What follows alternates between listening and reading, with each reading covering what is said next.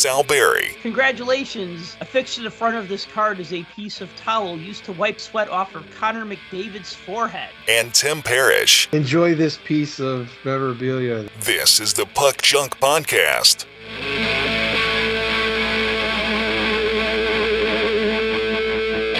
Hello and welcome to the Puck Junk Hockey Podcast. I'm Sal Berry and with me is Tim Parish. And today we're going to talk about the 2023 Stanley Cup Finals and how all of that went down. We're also going to talk about the 22-23 Upper Deck Trilogy Hockey card set. And we'll talk about some other hockey card related things. Tim, it's been a while. Hi. Yeah, it has. I feel better. I'm not sick. It was a nice day over the weekend. Father's Day was cool. I set my deck on fire. That was fun. Really? Mm-hmm. You barbecued on your deck? I always barbecue on the deck. That's where the grill is. Because you're a homeowner, so you can do that. But yeah. As a renter, the landlords would always be like, Sal, don't you barbecue on that deck. I was trying something different, and I moved some stuff around, and then I forgot, and I saw black smoke, and I went outside, and it was kind of crazy, but whatever. I put it out. The burgers weren't charred that bad. They just had a crispy shell. Well done, my friend. Well done. And also the burgers were well done. Yeah. Now, the brats, on the other hand, those were toast. Actually, I got a near burnt down my porch experience I'd like to share, too. This reminds me. It was like the year after college, a couple of years after college, I was still living with friends from college. And we had a barbecue grill, and we'd put it on our back deck. And the landlord didn't want us to grill on the back deck, but we would.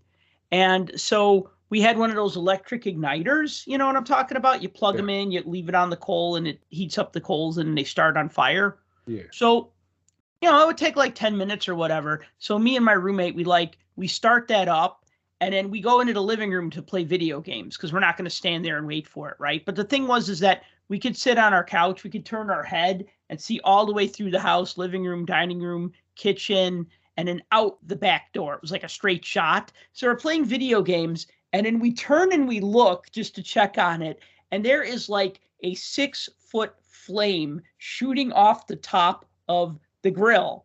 And my roommate and I jump up, and he's like, what the hell? And I said, oh, that charcoal that I bought, it's match lit charcoal. Does that make a difference? He's like, yeah, it makes a difference. So once we realized that it wasn't going to burn down the porch above our porch because the flame was kind of high, then I ran and grabbed my digital camera, and then we took pictures of us conjuring the flames. Because, I was like, all right, well, no one's going to die. Nothing's going to burn down. So let's take some pictures that make us look like we're conjuring like spirits from another world. So, yeah, but I got to ask this about, because I'm not a father, so I got to ask this about Father's Day. Is this like the one day of the year where the kids take care of you instead of you taking care of the kids? They should have been doing the cooking and the cleaning and all that stuff. Nope. Mother's Day is the one where mother gets pampered. And see, this is my theory. This is why they have Mother's Day in May, because school's still in. And all the kids can make little gifts and nice little things for mom. And they do things nice because the teachers make them do nice things, especially when they're little. So they get like macaroni necklaces and little paper flowers and all of that kind of stuff. Mm-hmm. But when do they put Father's Day? In the middle of summer when nobody cares and everybody's busy doing other things. Yep. So and they're always like, hey, Dad, it's Father's Day. You should barbecue us some food. Yeah. Well, that's exactly how this worked out. And I planned on doing that anyway because I like grilling. Grilling's like one of my favorite things. I'm probably going to die from all the carcinogens of the grill food that I've eaten over the years. Yeah, well. But that's okay because I'll enjoy it. Yeah, do what you love, right? I enjoy my demise. So, speaking of demise, how about those Florida Panthers? See, I'm going to reverse that. Instead of celebrating the Knights' victory, I'm bemoaning the Panthers' demise. So, like an idiot, I went out on Twitter, and the day before I put my Stanley Cup prediction. And I also said, you know what? I've been wrong before. This is not the last time I'll be wrong. But I put Panthers in 6. Oh, man. I was like, well, not only did I pick the wrong team, I picked the wrong amount of games, and it wasn't even competitive, really. I mean, it just wasn't at all competitive. So just to recap, just to get some statistics out of the way, the Vegas Golden Knights beat the Florida Panthers in 5 games. Game 1, the Knights won 5-2. Game 2, the Knights won 7-2. Game 3, the Panthers won 3-2, but it took them until overtime to do it. Game 4, the Golden Knights won 3-2, and Game 5, the Golden Knights won 9-3. So the total scoring for the series, the Golden Knights scored 26 goals across the 5 games, and the Panthers scored 12 goals across 5 games. Watching the first game, when Eric Stahl got that shorthanded goal in Game 1, like that was the opening goal of the series, and I'm like, okay, Sal, looking good with these predictions. I mean, Florida gets a shorthanded goal to start things off, and then after that, it was pretty much all Vegas. So, wow, I mean, I'm happy for the Golden Knights. A couple of Chicago Wolves players who I saw play here in Chicago are now Stanley Cup champions with the Knights. Yeah, I thought the way Florida kind of, I don't want to say they manhandled the competition up to that point, but they sort of like, it seems like they toyed with everybody. And at any given moment, just showed flashes of greatness that made it look like they were just going to roll their way through. But then comes Vegas, who, you know, even though Boston set all those records and was the top team for the regular season, I don't know. Other than Edmonton, I don't think the Golden Knights faced any competition that equaled them throughout the playoffs. They were just built to win. That's all there was to it. You're saying that Vegas didn't have any tough competition, or you're saying the other teams were no contest for Vegas? I mean, obviously Vegas won. So. Yeah, I'm saying other than the Edmonton series, nobody gave them fits, like pushed them to the brink and showed that they were at least on equal footing. When you're a contender like that and you have an opportunity, you lay it all on the line, and I'm not taking anything away from what Florida did because they had an amazing playoffs. The fact that they came down like on the brink of disappearing and they beat Boston, the best team in the regular season, and then stormed through the rest of the playoffs to get to the finals. I mean, that was impressive. Guys were playing well above their pay grades, and it was fun to watch. They were one of those storylines where, you know, lots of people hate Matthew Tkachuk, but also he's kind of likable sort of too, in a way, especially for people that wouldn't like him just because of how he plays. And, you know, he's got that aggressive side and all that kind of thing. And, you know, because the Golden Knights became public enemy number 1 to most hockey fans for whatever reason, you know, Florida was that team that everybody's like, oh yeah, Florida's got to beat Vegas. Well, guess what? They did. So, yeah, I think it's crazy all the stuff that's come out afterward. Like, but just to throw this out real quick, I mean, after beating the Bruins, they beat the Maple Leafs, and then they swept the Hurricanes. Right. I mean, the Hurricanes look like the team that, like, if the Bruins weren't around, the Canes were the team to beat. They technically swept them, but if you talk to Robbie B, they didn't sweep them. Why do you say that? Because that's what he said in the interview after. Oh. It's like, we didn't get swept. Well, they lost 4 games to nothing. I know, but he said they didn't get swept. And I know what he meant.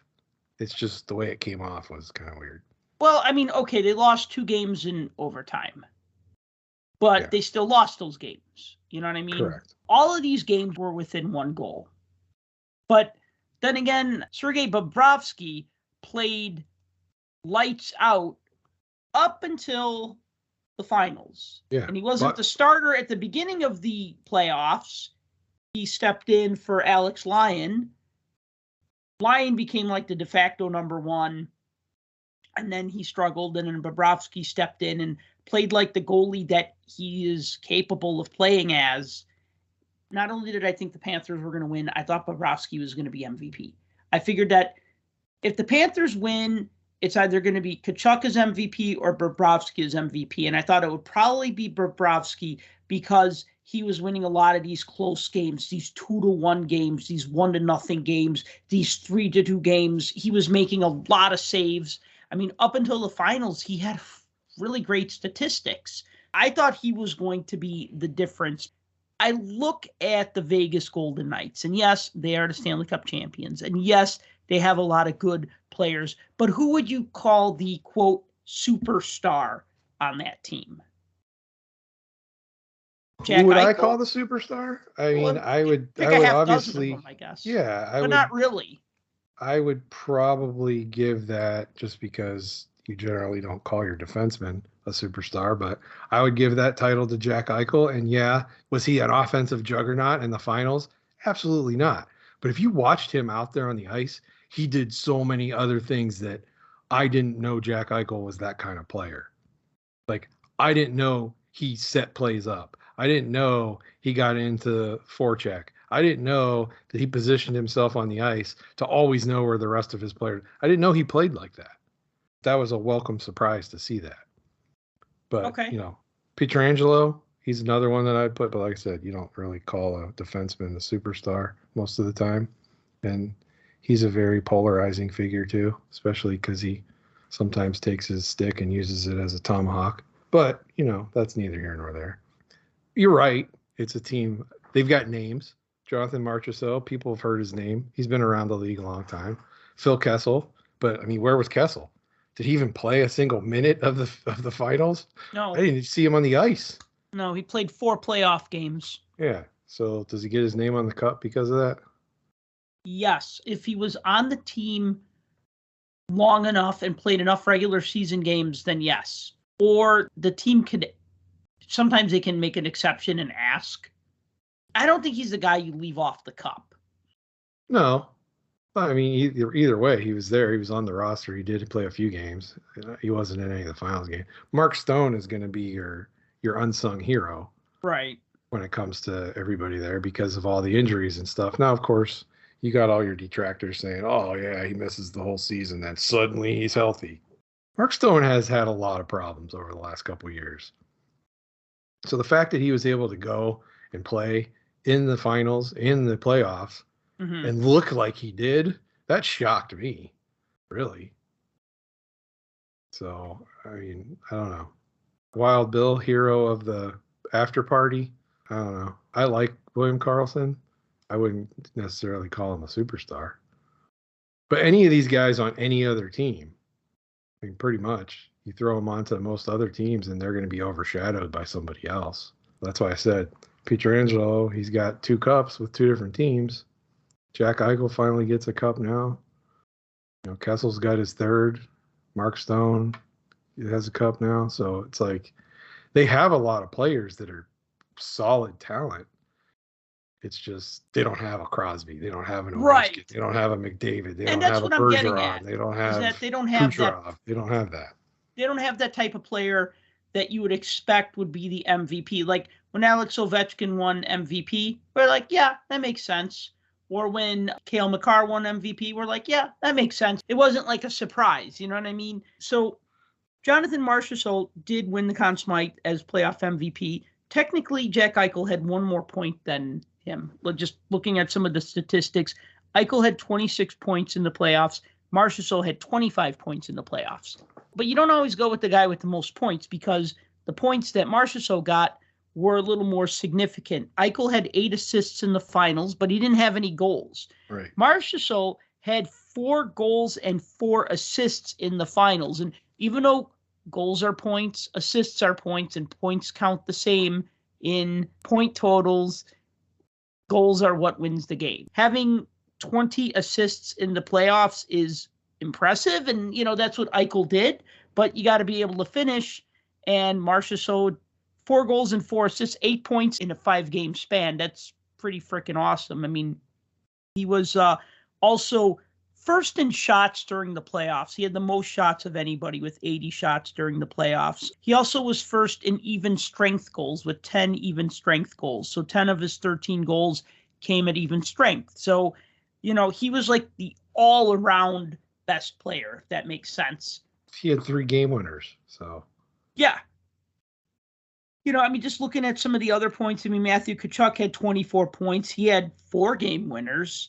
Honestly, if Tkachuk didn't miss a game, if the Panthers had forced 6 games, if Tkachuk had maybe was a little more of a presence and not hurt in the finals, he could have very well been that guy that won the Conn Smythe on the losing team, don't you think? Kind of like the difference maker that got the team as far as they got. If they would have squeaked out a game, at least one more game out of it, yeah, I could have seen that. Right. But come on. The guy played with a broken sternum. Who does that? Other than a hockey player. Whether it's right or wrong, who does that other than a hockey player? Can you imagine any other sport, somebody trying to play with a broken sternum? It's ridiculous. It's ridiculous. To the point where he couldn't even go anymore. And he finally had to say, I can't do it. Mm-hmm. His brother had to help him get up out of bed. It was that bad. Because Brady was down staying with him. Right. So, yeah, broken sternum. And I know players always play through injuries and pain and bumps and bruises and stuff like that through the playoffs. That's always the case. That happens all the time.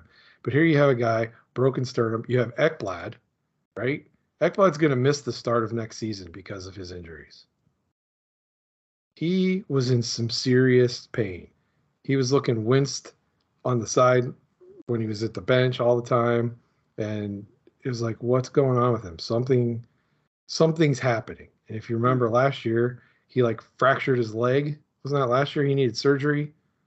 Like he busted his, was that 20? I think it was in 21. He busted his leg in a game against Dallas. And now he's got like a whole laundry list of injuries and everything else. So he had that broken foot that he got in game 2 against Boston. And then shoulder dislocation and a torn oblique. I don't understand how these guys go out there and do this and play on a nightly basis with just busted body parts. I have aches and pains and I don't want to get out of bed in the morning to go to work. And this is just, it's crazy. It's from all that barbecuing you do. It is. It's all those carcinogens. At least I don't eat hot dogs though. So I've wiped that out of my diet. Yeah, I mean, why go for a hot dog when you can go for a Polish sausage or a bratwurst or an Italian sausage? I do brats and burgers, and we usually do chicken. So, okay, so enough tailgate talk. I got to just say this right now. Adin Hill. Who? What? Exactly. Who? Isn't that guy on the Coyotes? I thought he was on the Sharks. Oh, maybe. He's been around. So Adin Hill, I thought, was going to go down in history as like that third string goalie on the cusp of being a second string goalie. And he's a starter. He's a Stanley Cup champion. He had some pretty good stats. I mean, he played 16 games. He had 14 starts, 11 wins, 4 losses, a 2.17 goals allowed average, a .932 save percentage, which was the best in the league during the playoffs.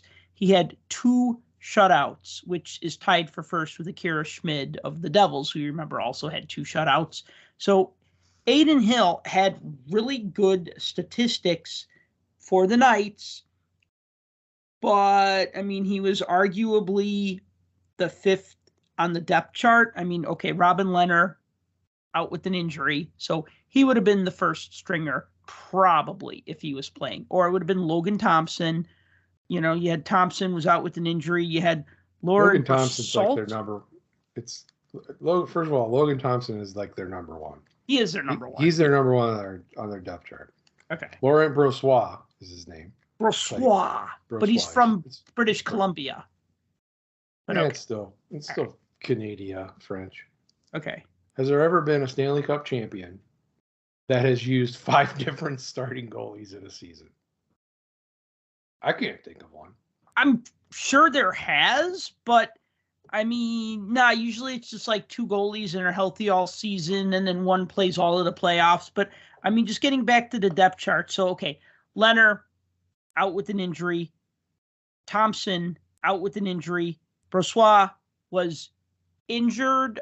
He started as the playoff goalie, but Adin Hill was brought in to address some of those injuries at the beginning of the season. And then Jonathan Quick was brought in at the end of the season, but he didn't do much. I mean, he's also a 3-time Cup winner, but like Phil Kessel, he didn't do that much. Although I got to tell you, honestly, if I was going to have a veteran goalie on my bench, I think Quick was a good choice. I mean, even though he wasn't playing I'd feel more comfortable with Jonathan Quick on the bench than their sixth stringer, who is Jerry Patera.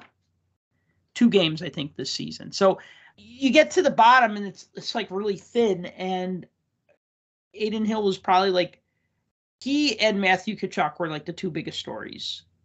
Maybe Bobrovsky also, although we kind of expect Bobrovsky to play as well as he plays.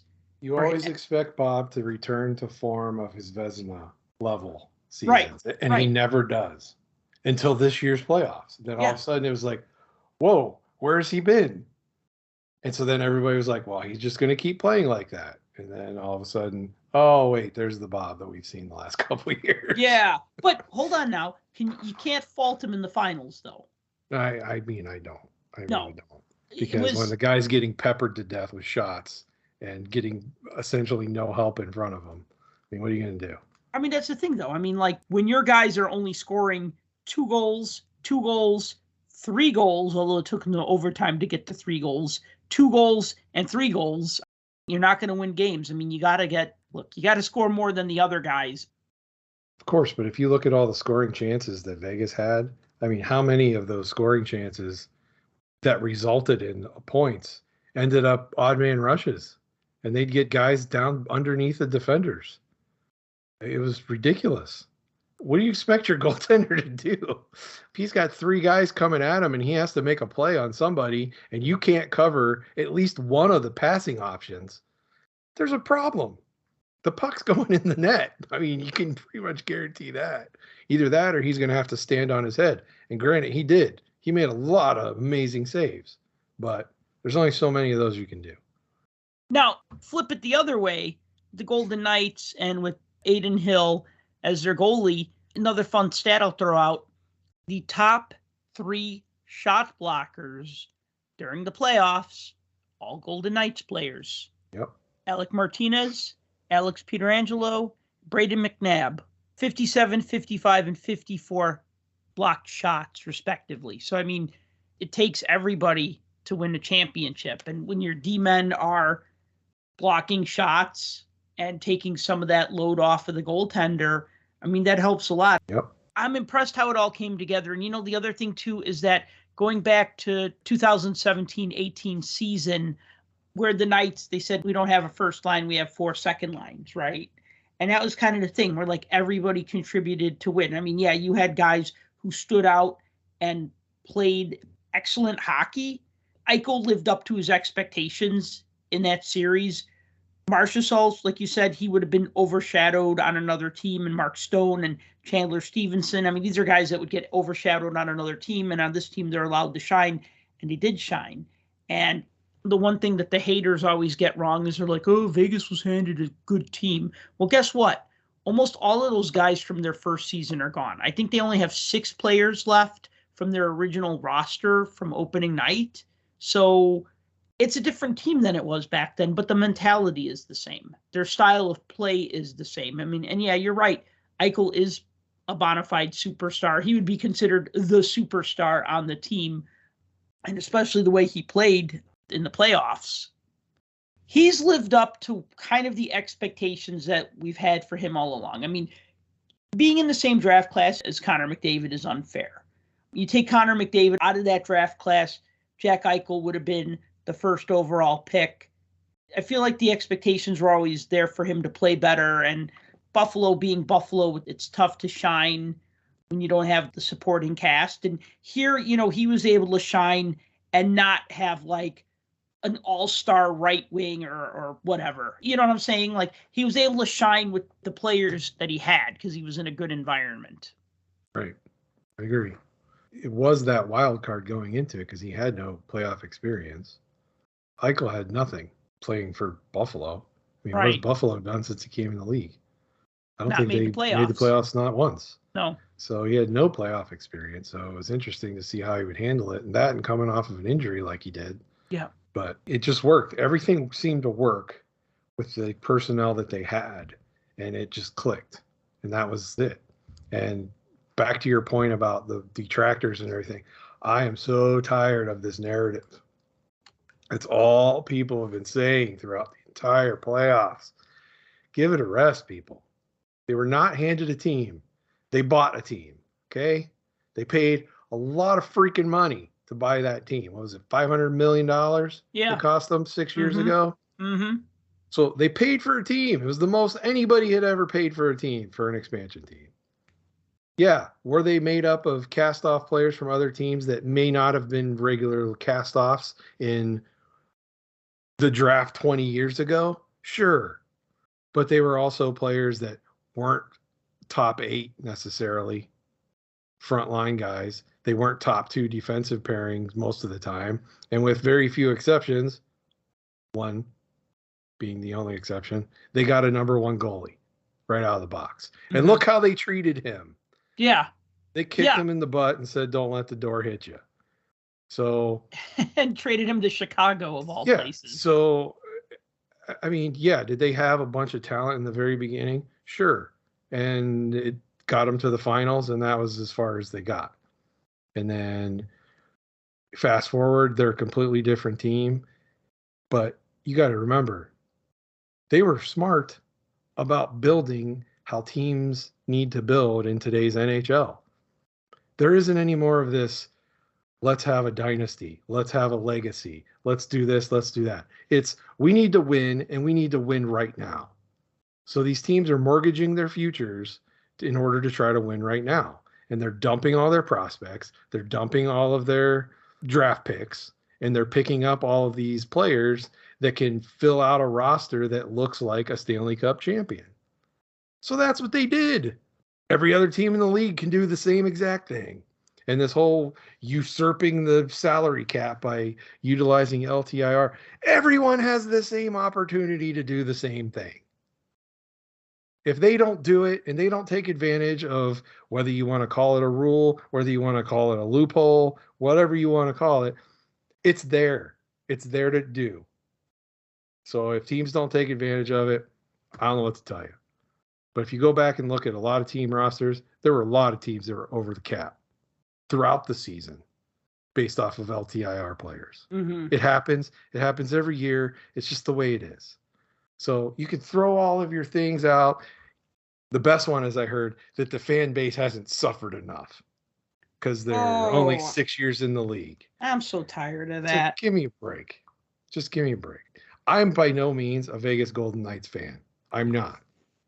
I enjoy hockey. I like the show that they put on because it's Vegas, and I used to live out there, and I like over the top and in your face and big overproduction and stuff like that because I think it's fun and people like to see it.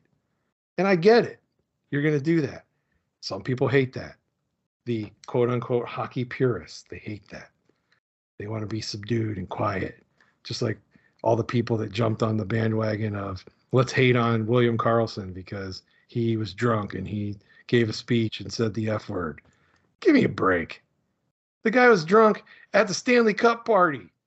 What players don't get drunk at the Stanley Cup party? I remember, what was it, 2017? After the parade, there was like a drone shot or something overhead. Oli Mata was passed out. Like passed out from when the Penguins won the Cup. So, yeah, I'm just like, you know what? Let people have fun. Leave them alone. I don't care what they say. I thought it was funny. The two things I hate hearing, and the opposite of what you said. So the like, okay, the fan base hasn't suffered enough.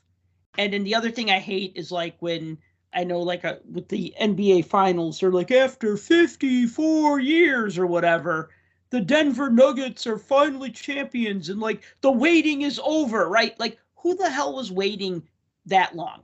Are there fans that have been around since the beginning for that team? Sure. But they always make it sound like if they're the example of like the Rangers winning in 94, they're like, after 54 years, right? After 54 years of waiting. Who was waiting that long? Maybe Stan Fischler, right? Because he was old enough to remember the team in 1940.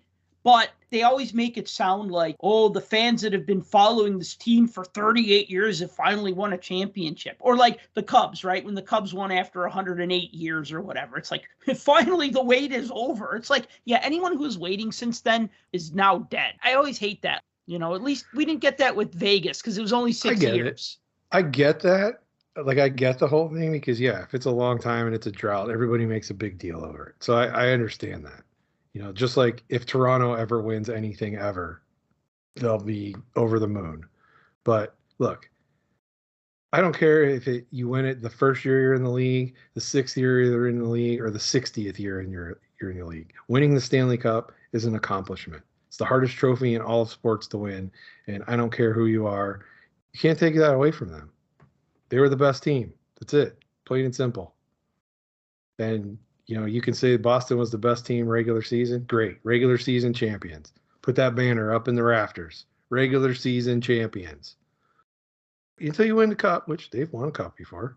But that's it. That's the goal. If you don't win the cup, okay, well, guess what? It's next season.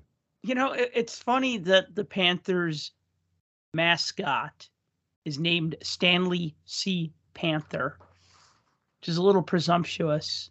Maybe he should change his name to Prince of Wales C. Panther. How long have you been saving that one? I thought of it this afternoon. How about Prince Whale C. Panther? There you go. It's the Prince of Wales trophy. How about Whale T. Panther? There you go. That's a confusing name. You could be Whale T instead of royalty. Whale T. Yeah, Whale I don't T. know. Just like Stanley T. Panther, or Stanley C. Panther, sorry. Looking at the roster and looking at the Golden Knights players who are under contract next year, because there's always a question, can they repeat? And I'm looking at their team right now, and the only player that's significant that they don't have locked up, Ivan Barbashev's a UFA at 27. And the way Barbashev played in that playoff, that'd be a tough loss. That's going to be a tough loss. And then Aiden Hill is a UFA. Barbashev's a UFA, and Aiden Hill is a UFA. And those are the two players looking at this list that I go, okay, that would hurt the team. The rest of these guys, I can all but guarantee Aiden Hill is going to get paid somewhere. He's going to get paid somewhere. Yeah, it's not going to be in Vegas. Yeah. He's going to get overpaid for his play in the playoffs by some team. I sickly have a feeling it's going to be Pittsburgh, but we'll see. Actually, they don't have any goalies under contract other than Logan Thompson for next season. Leonard's under contract. Yeah, but he missed the season after hip surgery, right? So he's got 2 years left on his contract with a $5 million cap hit. Yep. So unless somehow they get him to stay on LTIR, what are you going to do there? He was like the chosen one. That's why they dumped Fleury. Mm-hmm. So is he going to return to be a franchise-type goalie? How many goalies return from hip surgery and are back 100%? The only goalie I could think of that had a hip problem and came back and did pretty well for himself was Ray Emery. And I don't quite remember what it was. I don't know if it was some sort of degenerative hip something or other, or some sort of problem that he had with his hip. And he made a comeback and he played really well with the Blackhawks. I mean, he was like undefeated in like 10 games or something when they started the season. I mean, he was the backup, but he got in a lot of starts that year. He's one that I think of that had a hip problem and then came back from it and was successful after that. But don't ask me for another example because I can't think of one. Yeah, I couldn't think of one at all. The other issue is Jonathan Marchessault, or shall we call him John Smythe now? John saw that. Now, how long have you been saving that one, Tim? I stole that from somebody. Okay. I heard it before. So, I mean, he's another one. He's got a salary cap hit of $5 million and 1 year left on his contract. So with negotiations starting, July 1st? That's when you can start renegotiating contracts. You want to give a guy a fat contract that's 32 years old, even though he's good. I mean, he shows he can still play. He's got the ability. But come on.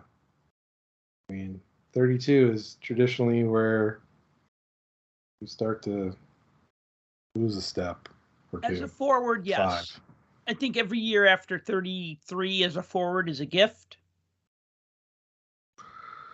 So just like I said, like my point earlier, yeah, did they buy this team and put it together? Sure. But did they sacrifice a lot? Yeah. When you dump all your draft picks and you empty the cupboards of your prospects, you better win now because you may not win next year. And if this team gets dismantled and has to try to come up with something somewhere, I don't know. Do I still think they have an advantage being in the West? Yes. I mean, there are historically some weaker teams in the West, but do we see this same team on the ice next year? No, I don't think we will. Well, I mean, it's going to be close. Like I said, those are the only two big losses that they would suffer, Barbashev and Adin Hill. Logan Thompson has to stay healthy. If he can't stay healthy and proves that he can't stay healthy, they're in trouble, a goaltender. Yeah, you're right. Quick's a UFA, but they're not going to re-sign him. No, nobody's going to sign Quick, unfortunately. I mean, if Leonard his comes... days are done. Yeah, that's unfortunate, but sometimes that's how it is, you know? So, yeah, I'm happy for the Knights. It was cool to see them win. I'll say this right now. I've said it before. I say it again. People who complain about the Knights having it too easy or that the team was handed to them or that the expansion draft rules were unfair. I'll just say this. Those people don't know hockey. They really don't. They don't. They think they know hockey because they've been watching it for 5 or 6 years, and they don't do any research into these topics. They just, they go, oh, that's not fair. Vegas is competitive out of the gate. That's really how it should be. The thing you got to remember is there were a lot of expansion teams in the 60s and 70s that failed. And by failed, I mean they relocated or they folded. Well, one folded altogether. The Cleveland Barons just folded. And all those other teams that relocated, you could think of those as failures. The Colorado Rockies, they were failures. Look at the WHA teams when they joined the NHL in 1979, and 3 out of 4 of them relocated. I mean, that was a failure as well, because even though they came into the league and they were pre-existing teams, they lost most of their players and they had to start from scratch. And those expansion draft rules for the WHA teams were punitive. And then you look at like the hand that the Sharks were dealt and the hands that the Ottawa Senators were dealt. And I mean, the only thing that really made the Florida Panthers a cut above was that they were able to get a good goalie their first year, kind of like the Vegas Golden Knights did. But there you go. Exactly what we were just saying. But the thing is that those teams pretty much sucked for a couple of years. I mean, granted, Florida made it to the Stanley Cup Finals in 95, 96, got swept by the Avalanche. So maybe they were a little bit more competitive, a little quicker. But watching a team lose 70 games a season isn't fun for anybody. It's not good for the league. It's not good for anybody. I mean, I know we get bored sometimes because we have a lot of teams, that win or lose 3-2. The teams are so close in talent now because the parity is so good, and that's a good thing or a bad thing. But when you have a team that's just terrible and they're just going to lose 70 out of 82 games because they're an expansion team and they're getting all fourth liners, that's not good for the health of the league. So if people think that the Vegas Golden Knights are somehow bad for hockey because they didn't have to suffer like the Ottawa Senators did in the 90s, those people just don't know hockey. They don't. I wholeheartedly agree. So anybody out there that sees me put something on social media that says something of the contrary, please know that it's sarcasm. Because most of what I say is sarcasm, including this. This is also sarcasm. Or is it? You need to put like little parentheses that say begin sarcasm and then end sarcasm. Yeah, there needs to be a sarcasm like button on social media. There isn't. There was this really funny article. I got to see if I could find it, but it talked about punctuation marks that we need. And one was called sarcastes. And they were like, if you could imagine parentheses, but they were squiggly. So they were called sarcastes. And the idea was that if you put something inside of sarcastes, then people reading it needed to understand that was meant to be sarcasm. You know what? That's not a bad idea. I think I might start using like the bracket that has the little pointy thing in it. Little like the greater than and less than bracket? No, the one that's like above the bracket on that. Oh, from algebra class. Yeah.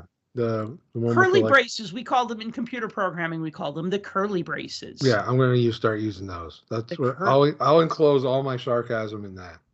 When I write something sarcastic on Twitter or tongue in cheek, I use the emoji that's smiling and has the sunglasses on it because I would see that and understand that the person is like trying to be funny, but I don't know, maybe people just don't think that when they see the little emoji with the sunglasses. I don't know what that means. To me, that's like I'm being funny. I'll put the eye roll one sometimes, or I'll put the upside down face one. Yeah. Yeah, like when I say something like, it would be horrible if the Columbus Blue Jackets got the first overall pick, and then I use the little sunglasses emoji, I'm being tongue-in-cheek. I'm not trying to start a turf war with the state of Ohio. And then 17 people come at you. This is a bad take, Sal. Whatever. Oh, God. I'm so anyway. Oh, hey, before we move off of the Stanley Cup Finals, I just got to say, something I put on Twitter made it to the TNT broadcast. So technically I was seen during the Stanley Cup Finals, but really it was just my tweet with my little picture on the tweet. Oh, that was the what was TNT that? The pregame. Yeah. I saw that. Remember from The Office when Michael Scott said, or he wrote Gretzky's quote on the dry erase board, and it says he missed 100% of the shots you don't take. Yeah. Right, and then he like puts dash Wayne Gretzky, and then he puts after that dash Michael Scott. Right. So I did the same thing with Paul Bissonnette, dry erase board, and I wrote on it, stats are for losers, Wayne Gretzky dash Paul Bissonnette, right? And I tweeted out, I said, who quoted Gretzky better? And then, that made it on the pregame, and I was like, yay, my not even 15 seconds of fame. I think it was like 8 seconds, but whatever. So, yay. I forget what they said. I think they read it. I forget what they said. It doesn't matter because it was all of like 8 seconds. So it was just like, all right, yeah, blah, blah, blah. And then, but I like their coverage. If it goes to ABC next year, I think it's every other year kind of thing. I like TNT's coverage because they have a pregame and they have a postgame and they had Gretzky for the whole thing. And I like Gretzky as a commentator. I really do. From the beginning of the season till the end, he grew. No, but the thing is that he's Gretzky. So just him being there makes it better because he's Wayne Gretzky. And the fact that he's kind of awkward also makes it better in a way. And now I look at the ESPN. Think about, though, in the beginning of the year, how painful was it to watch him? It was pretty rough in the beginning. Maybe the beginning of last season when he was just really starting. Yeah, but as it went on, like now I like listening to him because he adds a lot and he adds levity to it and adds the player's viewpoint and looks at it from a completely different standpoint. And a lot of players do that. But when Wayne does it, it carries a lot more, what's the word? Gravitas? Yes, or chutzpah. It's got a lot more chutzpah, especially when he says it. When ESPN covers a game, it's like until 5:59 and 58 seconds, it'll be Sports Center, and they're talking about basketball. And then it's like, 6 o'clock. Guess we got to talk about hockey now. And then the hockey broadcast is all right. Play-by-play is fine. In-studio stuff with Buchagras and Chelios and Messier, I think is great. But then it's like, 10:01, here's Sports Center, and let's talk about college basketball, right? Like, it's like they can't wait to stop talking about hockey. The hockey guys like to talk about hockey, but outside of that, they're just like, My favorite part of their broadcast was watching how annoyed Messier and Chelios looked every time PK Subban said something. Okay, and he said a lot of stuff that I liked. Like I enjoyed most of his segments, but anytime they do the pan cam where you had the whole panel, and he was over there talking and saying something about something, or he'd be saying a response to somebody else, like I always felt like at any given moment, Moose was going to throw something at him. Like that's what I felt like every single time. Okay. Chelios and Messier have this bromance going on. They're friends. They get along really well. They like talking about their playing days. They like talking about playing against each other and stuff like that. Because PK is younger, that doesn't make a difference because you look at actually, let me think about it now. When I think about the panel on TNT, I see a lot of those guys are in about the same age group. Bissonnette is younger, but he's, obviously very down to earth. But like PK Subban, I think would be better not as a studio analyst. You know what? I think the perfect job for him would be. Do you remember when Jeremy Roenick would go out and do like the sideline reporting or like do like the special feature type stuff? Yeah. I think that's where Subban would fit in really well because he's personable. He's great one-on-one. He's funny. He has a sense of humor. And I think that like 80% of what he's good at doesn't get used when he's sitting behind a desk giving game analysis. Can he do that? Yes. But then if any of his personality starts to like shine through, then you get the eye roll from Messier, you know? Lots and lots and lots and lots of people have been talking about how viewership was down for the Stanley Cup Finals. So Viewership what? was down. It's been the lowest, blah, blah, blah. Just bottom line, one of the biggest reasons is because all the games were buried on cable channels. Mm-hmm. If it was on ABC, NBC, CBS, one of the major networks, Fox, whatever. Yeah. Fox minus the glow puck. If it was on one of the major networks that people can get with an antenna, the viewership would have been probably normal. Probably would have been exactly what it normally is. But just because it was buried on the cable channels, I think that's why it suffered from that. Absolutely. And if ESPN gets the rights to the finals, maybe we'll see the games on ABC. Yeah, Year. but my problem with that then is that they always want to hurry it up so that we can have the local news on at 10 o'clock. At least if they do that, though, they do have the option to push it over to another network, whether it's regular flagship, ESPN2, one of the other ESPNs, or heck, even throw it over to your ESPN Plus and put a feed on there so that people can go to the app and watch. Okay. Something. For post-game stuff. Yeah, something. Yeah, okay. Post-game, pre-game, whatever. Just to have it. Turner does what they want. So they know that they're trying to capitalize on something and make the best of it. So that's what they did. And they're trying to make the NHL programming just like their NBA programming, which people view as most people that are watching NBA programming, they'd much rather watch TNT or TBS for the NBA coverage than ESPN2. ESPN also, not ESPN2. Yes. No, I agree. I love TNT's coverage way more. I'll always watch their Wednesday night game. I mean, I actually look forward to it. Yeah. We'll see how they handle the coverage going into next season. Should we talk about some hockey cards? We absolutely should talk about hockey cards. All right. So just want to throw out a couple of the new releases that just came out recently.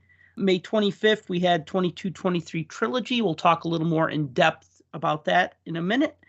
June 7th, we had 22-23 Upper Deck Extended Series. June 12th, originally June 7th, but then moved to June 12th, 21-22 Fleer Ultra on E-Pack. And then June 14th, 21-22 Ice. So we had two sets from this year come out in the past month, and two sets from last year come out in the past month. And Tim, you actually bit the bullet and bought some Fleer Ultra. I did. Tell us about that 'Cause experience. I wanted to see what all the crazy hype was about. And if it was worth the 5-day delay. Although now that I looked at it, I wonder if it's because they also had something dropping that day and maybe they wanted to push it down. I don't know. Too many premieres all in one day. Yeah, who knows? You gotta back it off. So yeah, I decided to bite the bullet, so to speak, and see what all the fuss was about with Fleer Ultra. Because I liked the preview images. I liked the way it looked. I liked some of the sets, the designs and everything of the inserts and such. So jumped on there. Packs are $9.99 for 8 cards. Wow. So about $1.25. Is that what that works out to? Math is not my strong suit. That's why I do taxes for a living. Yeah, buck and a quarter. Yeah, so $1.25 card. I don't know. I guess that's okay. Maybe steep for a Fleer Ultra, but whatever. So I jumped in and grabbed a few packs just to see what everything was all about. Check it out. And I like the cards. So here's the thing. You get base cards, right? Your base cards are digital cards. You get 5, you can combine them and make a silver parallel.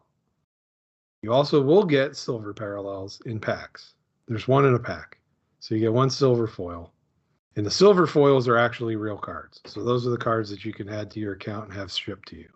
Anything other than a base card, from the most part of what I can tell, is an actual physical card. So all the inserts, the medallion cards, the 30th anniversary parallel cards, the silver foil, the blue foil, all of that, those are actual cards you can have shipped. So physical cards. So I like them. I like the design. I'm not going to say that they're my favorite. I also don't know that I'm going to go crazy and buy more packs, because after I opened them all and I was like, I hopped on over to ComC and proceeded to buy either 16 or 18 of the Penguin cards for about $6.48 roughly. So less than a pack. And I bought a bunch of the base cards, silver parallels, and a bunch of the inserts. So, of course, not any of like the really great ones, but still, if you can pick off some, if you're team building or player building, stuff like that, if you can pick off a bunch of these for 27, 30, 50 cents or less, you're doing pretty good. They're different. It's kind of a different design. It's not like any of the Flair Ultra designs from the mid 2000s that all looked alike and were hard to tell apart. It's definitely unique. Yeah, I'm looking right now, and it looks like some of the silver foil base cards are 28 cents. Yeah, like I said, a lot of them are under 30 cents. And I'm sure there's some that are like maybe, a buck, like the star players or whatever. Yeah, you start to get higher end, like when you get to the blue parallels, the blue foil, some of the better players, you'll see higher prices on those. Some of the silver foil rookies, you'll see higher prices on those. Mm-hmm. Some of the 30th anniversary of the star players. The shocking thing to me is most of the Fabulous 50s are less than 50 cents for all of the Hall of Famers. Wow. Like, it's mostly Hall of Famers and retired players, and they're all like dirt cheap. Like nobody gives a crap about Hall of Fame cards. Mm-mm. And it's sad. More for me, I guess. They either want a current player or they want a graded card of a Hall of Fame player. Yeah, no thanks. I did get a gold medallion from my packs. How did those look? Cool. They remind me of the 95 gold Flair medallion, Ultra, yeah. where the whole card is gold and it's embossed. Mm-hmm. It kind of sticks up. Yeah, I pulled one of those, so I think I'll probably have that one shipped to me just to see what it looks like in person. I pulled Patrick Laine. Did you transfer to your ComC account yet? Not yet. I don't think I'll do that. I'll just cash out from here. Yeah. I like those Fabulous 50 cards. I like the way they look. They're very colorful and like color matched with the player. So they look kind of neat. I could see myself building that set, especially if it's all Hall of Famers and it's all going to be dirt cheap. Yeah. Again, that's what I love about e-pack stuff. As a buyer, I love it. I did this a couple of years. Well, I did this starting in 2016 or 2017. I can't remember. I think it was in 2016. I built the 16-17 compendium set. The story about that set is that it was 3 series. Each series was 300 cards. It was a digital only set that was like 99 cents a pack. But if you got, I think, 8 or 10, I can't remember now, 8 or 10 of the same digital base card, you could meld that into a blue parallel.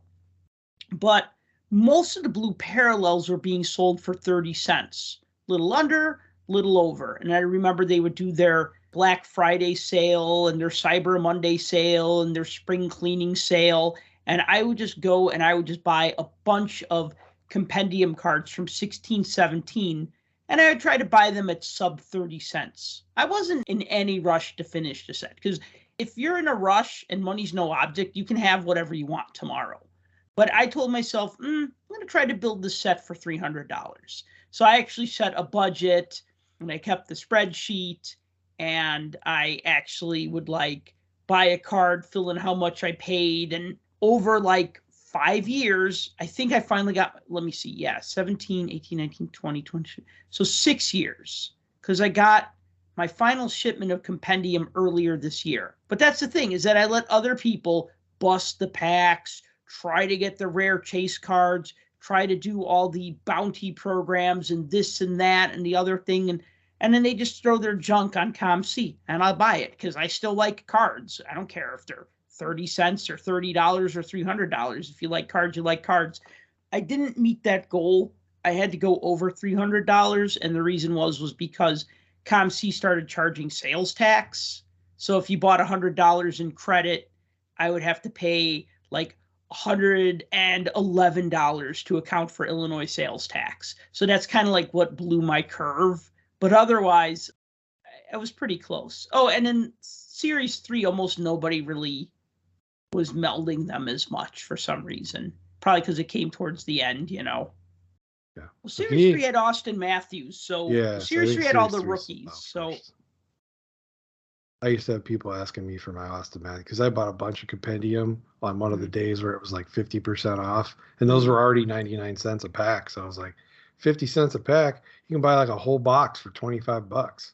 Right. So I was like opening all these compendium. I think I had like 6 Austin Matthews rookies. People were always asking for me to trade, but they'd always send blind trades, and I decline those. Too much work. They annoy me. You want to trade me? You tell me what you want, and you tell me what you're going to give me, and we'll go from there. But I'm not going to sit there and peruse all of your 9,000 cards and try to figure out something I want. Not doing it. Right. And then you suggest a trade, and then you decline it, and you just spent 30 minutes going through all their cards. Yep. I think I'm reasonable. A lot of times I give people whatever they want and just take whatever in return. Right. But I'm not going to sit there and waste my time on I want this card, blank trade. No, right. I'm not doing it. Okay, let's talk about Trilogy, shall we? Let's do it. 22-23 Upper Deck Trilogy Hockey. All right, so just a little bit of a recap. Trilogy was canceled last year. Didn't come out in 21-22. That was when Upper Deck basically was so backlogged with their releases, they canceled a couple of them, including Trilogy. So this year's Trilogy was released the end of May 2023. So didn't come out during the regular season, but technically it still came out during the 22-23 season. It was the playoffs. It's about $130 for a box. You get 6 packs per box. You get 4 cards per pack. And this is what a box should give you. It says it gives you 1 autographed card and 1 memorabilia card per box. You also get 3 rookie premieres. You get 3 rookie renditions or generation inserts, any combination of those 2. You get 3 numbered parallels, and then you get either 1 plexi card, which is printed on clear plastic, or a parallel that's numbered to 99 or less, or a rookie year photo variant, or a rookie cryptics card. So that's what a box gets you. So I opened a box. I was underwhelmed. It gave me everything that it said it would, all of these things, 3 of this, 2 of that, 1 of these, whatever. But the thing is that I struggle with these types of sets because it's a 100 card base set, but it's not a set for set builders. And then I look at the other cards, and really, I guess the reason why people like Trilogy is for the signature pucks. You don't always get 1 per box. I mean, you get 1 autograph per box, but usually signature pucks, the tiered rookies, the acetate cards, those are usually the draws. Right. So the signature puck that I got in my box was a redemption. So I didn't even get the card, which is fine. I understand redemptions, necessary evil, blah, blah, blah. We talked about that on an episode. But I got a signature puck of a guy named Braden Tracy who played 1 game for the Ducks. And that was 17 months ago. He played 1 game in 21-22. And he's appearing in a 22-23 release that's coming out late in the season. I feel like if a guy makes a debut at the end of the season and then he appears in the next season's product, you go, okay, that guy was a late season call-up and he may or may not pan out, right? But I feel that when over a year has passed, well, and again, I know that these cards are in production for a long time. So I don't know. I was underwhelmed by that, and I was underwhelmed by my memorabilia card, which was of Anze Kopitar, great player, not a great looking design, not a great looking jersey piece that they used. They used a white jersey piece, and it almost looks like Kopitar is blending into the boards because the jersey piece looks like part of the boards. So it's just a funny looking layout, like they put it across his knees, like where an autograph sticker would normally go. So I was just like, man, okay, for $130, my hits were a signature of a guy who's played one game in the NHL, a jersey card of a Hall of Famer when he retires, but it's a white jersey piece, and it's not even that nice looking of a card, just a base design repurposed. And then I got a plexi card called Frozen in Time of JT Miller. And the card's pretty darn thick. It's like 1/8 of an inch thick. It's printed on plexiglass. I mean, it's a thick card. I like it. I like these kinds of cards. When I find them and they're cheap, I usually buy them. I've never put together a set of them, but I always find them so cool, like to have like a card printed on clear plastic, like it's being printed on ice, kind of like what it looks like. Yeah, and then, as far as like the inserts, these look like they could be in any set, really. You know what I mean? Like, I look at like these rookie renditions and I look at like these generations, and these could be Upper Deck Series 2 inserts, or they could be Flair Ultra inserts. They could be inserts from any set. There's nothing unique about them that I go, oh yeah, that's Trilogy. And I'll tell you what, those base cards, they look an awful lot like artifacts. Thank you. There's really nothing to them. They could be artifacts. You're absolutely right. And there are quite a few renditions of Trilogy that do look like artifacts and have looked like artifacts. This one looks a lot like artifacts, in my opinion. A lot. Which, I don't know. I think they could have deviated from that design a little more than they did. But I will tell you this. Do tell. Those rookie rendition cards, gag. I don't like that design. It's ridiculous. It looks like a bonus card that you would have got free in a pack at the Expo or the National or something, where 60% of the card is card design and there's like a little cutout of the player and everything is superimposed. And those Generations cards, oh, geez, they're horrible. I'm sorry, but they're horrible. They remind me of like those milestone cards or the biography of a season cards that they did for a few years, where they're just like, they haphazardly threw something together just because. And I know a lot of work goes into this and a lot of work goes into the design. And I'm not trying to diminish the people that work on these, but eek. It's not a Trilogy design, I don't think. So the rookie renditions, quite a bit of the card is used by the border on the left side. It's kind of like a circular border that kind of sweeps out. The players kind of protrudes over the border, like their stick or their glove or something. But a lot of it is just filled up by card border. And as far as the generation inserts, they break those into past, present, and future. So I think the idea is there's like a legend player, a current star, and like a rising star. And maybe they fit together, not physically fit together, but thematically fit together in some way. I mean, I kind of like that. Like, I'd love to see like an insert set that maybe would do something like, say, like a Bobby Hull card, a Jeremy Roenick card, a Patrick Kane card. You know what I mean? Or like maybe even just like do every decade or something, or just like different eras, like generations. Like, this was the best Blackhawk when my parents watched hockey. This is the best Blackhawk when I watched hockey. This is the best Blackhawk when the kids of today watch hockey. You know what I mean? Like, that'd be kind of a cool thing to do. And so that kind of fits the three things, because Trilogy sometimes forces that three thing a little down our throats. Who would you put as the best Blackhawk now? Well, I mean, you just put a shadow of a player with a question mark and put CB. Yeah, right. TBA, parenthesis, CB, right? LOL. To be announced. Yeah, we don't need to make an announcement. We know who it's going to be. Yeah. And who would you put as the best Penguin of today? Currently? Yeah. It's hard to argue that it's not still Crosby. Yeah, you're right. I mean, the hard part would be to put who was the best Penguin up until 1984. Rick Kehoe. Maybe. But prior to Rick Kehoe being on the team, I mean, you had a whole time frame there where there was a revolving door of roster people. We had, didn't Pierre LaRouche get 50 goals? Yeah, you also had Sean Pronovost was a great player. I mean, they had a lot of good players back in the early days. They were here for a good time, not a long time. Right. Well, I guess what I'm saying, though, is that'd still just be kind of like a fun idea for a set. No, it would. I agree. I think that'd be cool. Like thinking about like Trilogy, like a fun insert set for a set called Trilogy, again, where they really forced the three things. And by force the three things, I mean, a lot of these cards have 3 different parallel versions.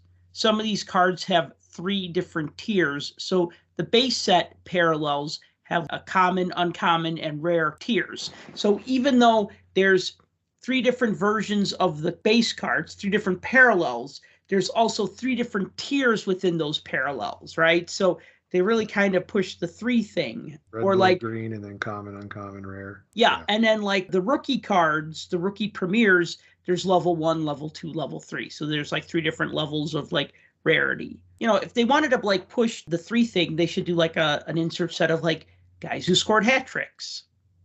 Here's your 3, right? Are the rookie premieres like they always were, where level 1 is like a zoomed out shot and level 2 is like kind of zoomed in, and then level 3 is like a close up? So like I got a level 1 that's a far shot, I got a level 1 that's a close shot, and I got a level 1 that's a mid-range shot.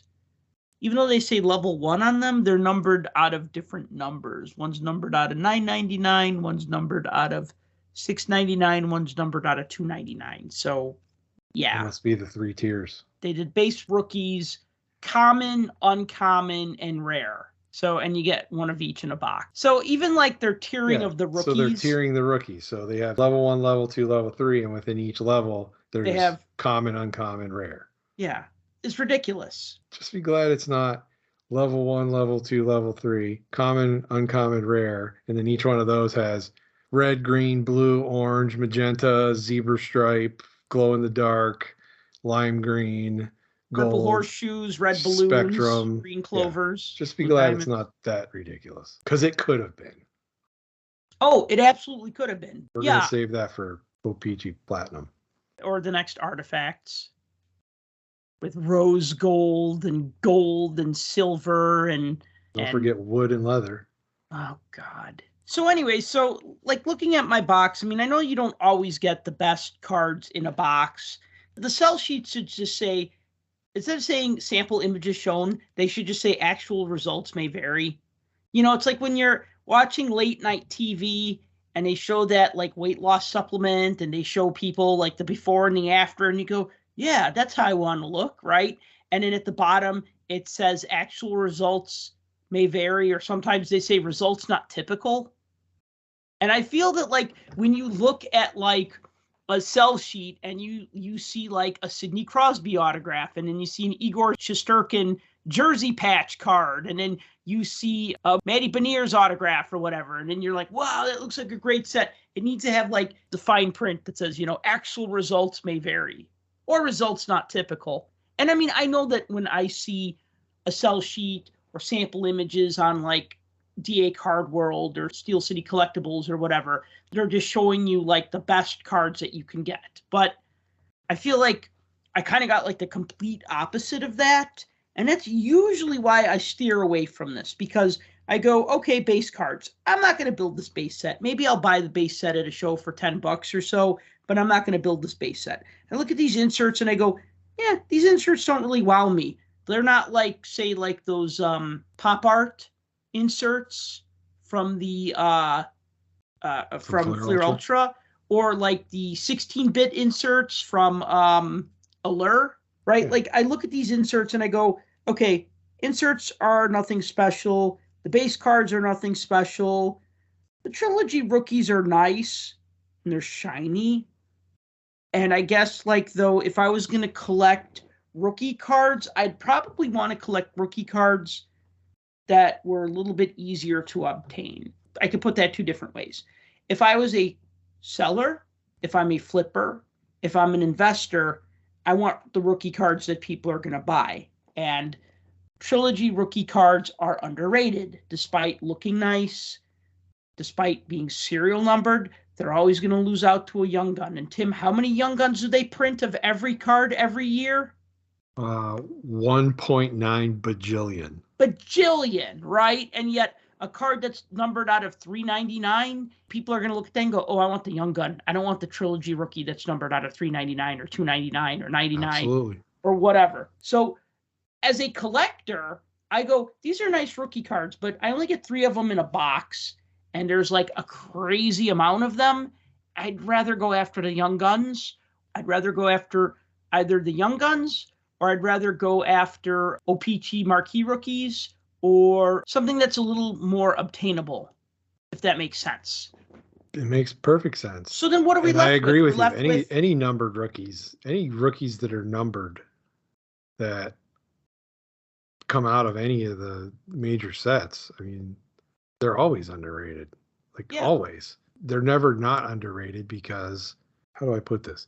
The majority of people that are going to chase after those that are collecting hockey, they know what they're looking for. Yeah, right. You will have your group of people that'll buy everything in a mix of this and that. But the vast majority, you're right, they're going after the young guns. If they're going after a rookie, it's either a young gun or it's the Cup rookie or, to a lesser extent, an Ice Premier. Maybe some of the rare OPG Platinum rookies, maybe. It just depends on who it is. And it depends on what the parallel is. It's going to have to be a very low print run one. But other than that, out of 199, 399, 999, doesn't matter if they're serial numbered or not. People will ignore them. Right. Even with the stars, they'll ignore them. That's always been something that's fascinated me. So what we're left with then really is the memorabilia card and the autograph card. Some of the autograph cards in this set look fantastic. And maybe the one that I will get when I get my redemption, maybe it will also look fantastic. Maybe this guy will end up being a great player. Maybe he'll end up in the KHL. I don't know. I'm not trying to sound salty about the card that I pulled, because you never know with these guys. I mean, look, who's collecting Tage Thompson 6 years ago? His parents. Was that a rhetorical question? It was. I mean, that's exactly it, right? Like what was our joke? Was like the hobby bros be like, hey, when are the Tage Thompson rookie cards gonna come out? It's like, yeah, they did like 6 years ago, and he's wearing a Blues jersey. Yeah, I need to chase this guy. He's awesome. Where are his rookie cards at? Right. They came out like 5 years ago. And look in the quarter boxes for St. Louis Blues cards. You'll find them. Right. Then I look at the jersey card and I go, oh, come on, man. For $130, the jersey card should be nicer. It should.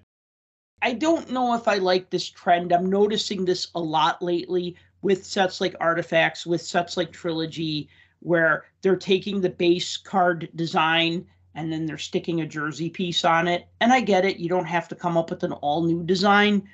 But it's like, why bother? I don't find that interesting, because a base card is designed to show you what the player looks like. It's designed to show you the player in action or doing something, right? And then when you just throw a piece of jersey and it's like overlapping the player's photo, it doesn't look very good. It doesn't look good. It's not interesting.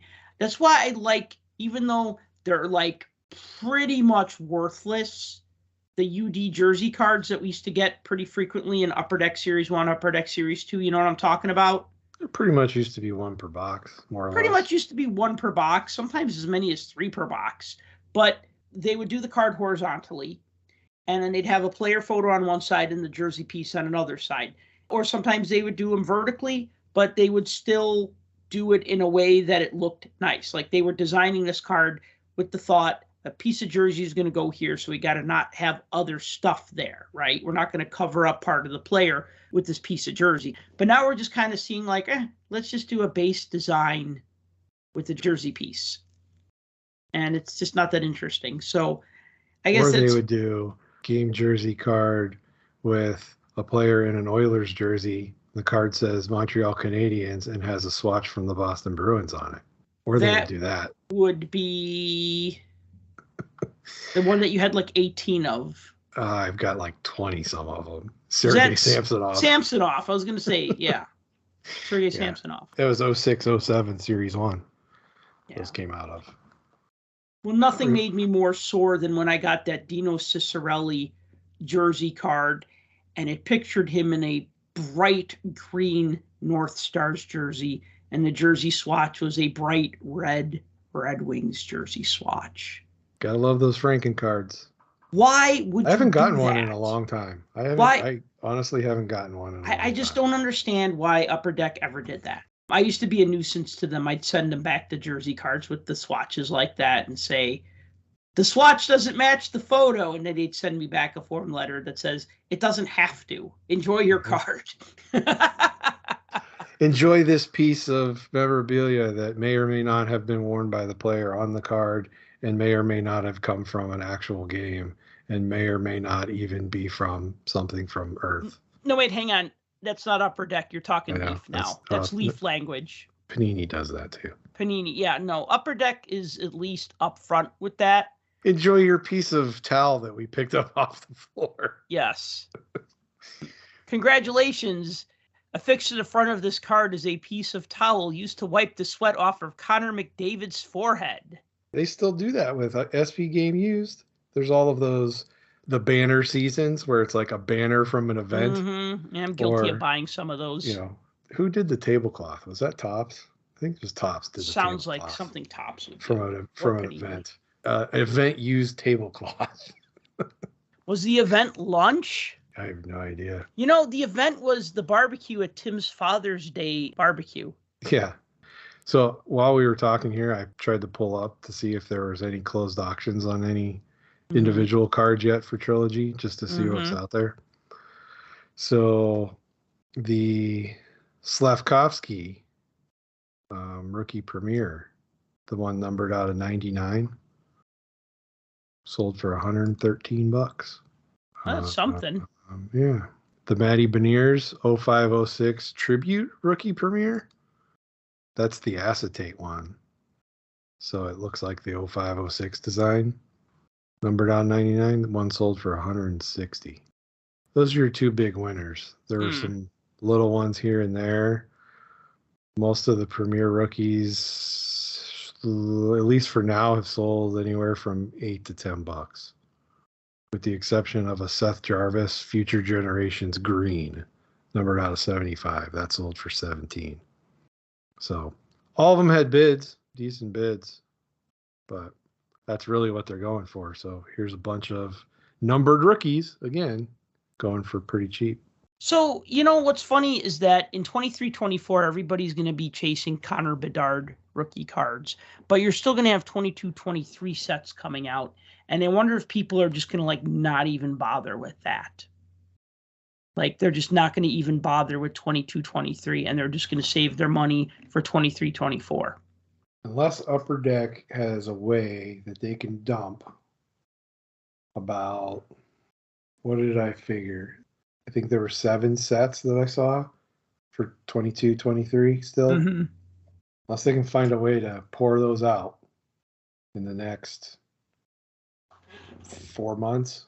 Let's just say before November. Mm-hmm.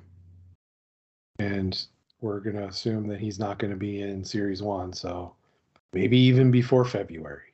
Right. So I could see him getting everything out. Considering what's left. I mean, the only real major sticking point would be the cup, which usually doesn't come out until late anyway. So any last thoughts before we wrap this one up? Don't get us wrong. We're not necessarily bagging on this product. There's a lot of variety there that can, I think, sort of thin it out a little bit to where, yeah, you'll get what you're expecting out of a box, but they may not be the quality of players that you're looking for necessarily. So there's a lot to be had. So you got to be willing to take the risk off of the sticker price. Yeah, I'd agree with that. Like if this is the sort of thing that's in your wheelhouse, if you like high risk, potential high reward, then Trilogy's worth it. Especially if you like those signature pucks cards, which have grown on me over the years. I like the way they look. I would certainly recommend if there's like not that I want to encourage people to do this, but if there's a cost beneficial break out there that you can get in to maybe take a shot at a couple, or just go out and check out some of the singles that are out there. There's a lot for sale, but since it hasn't been out that long, there's not a lot of sold completed auctions, but there's a lot of stuff posted that you can find. So buy singles, buy the ones you want. Put together your own box. I like that idea. Buy $130 worth of singles instead of There you go. a box. You'll get exactly what you want. But sometimes there's fun in taking risk if that's your thing. I could buy an Upper Deck Series 2 base set, but I don't. I build it myself. I buy boxes and I get the young guns. I don't get all of them, but I at least get a start on it. So, I mean, pick your poison. Or jump on ComC like I did and buy 18 of the Flair Ultra Penguin cards for $6. Save yourself the hassle. Yeah, It was still fun to open them. Oh, it's always fun to open packs. I got one red glow out of the packs. I think that gold line A. Red glow. It was a gold card of a blue jacket that had a red glow. Yes. Just so I'm getting all my Exactly. colors straight. Well, I think we should end it here then, because I got it. I got it right. So thank you for listening to the Puck Junk Hockey Podcast. As always, if you've enjoyed the show, please like and subscribe. Please take a moment to rate us on Apple Podcasts, Google Podcasts, Spotify, wherever you listen to this podcast. Take a moment to give us a rating. It would be super helpful to help the show grow. Also, please give us a follow on social media. Tim is on Twitter at TheRealDFG. I'm at Twitter at PuckJunk. And until next time, collect what you like. For more hockey goodness, follow us on Twitter at PuckJunk.